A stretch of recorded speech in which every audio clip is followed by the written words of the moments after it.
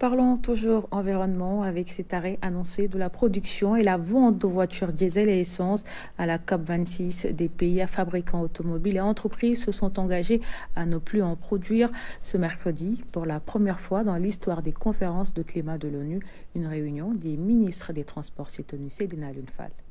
Ce mercredi, la COP26 s'est intéressée au secteur des transports responsable d'un cinquième des émissions mondiales de gaz à effet de serre. La présidence britannique de la COP entend accélérer la transition vers les véhicules zéro émission.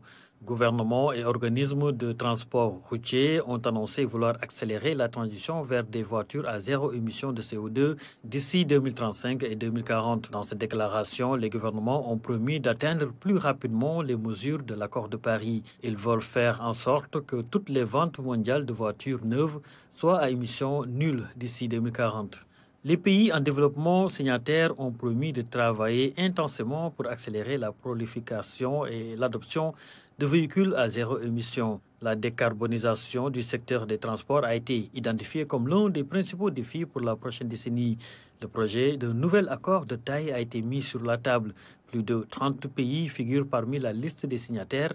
Si des acteurs majeurs du secteur manquent à l'appel, ces changements restent considérables. Ces signataires voient dans cette transition de nouvelles opportunités pour une croissance propre. Les véhicules à zéro émission alimentés par des sources renouvelables peuvent réduire les émissions de gaz à effet de serre jusqu'à 80%.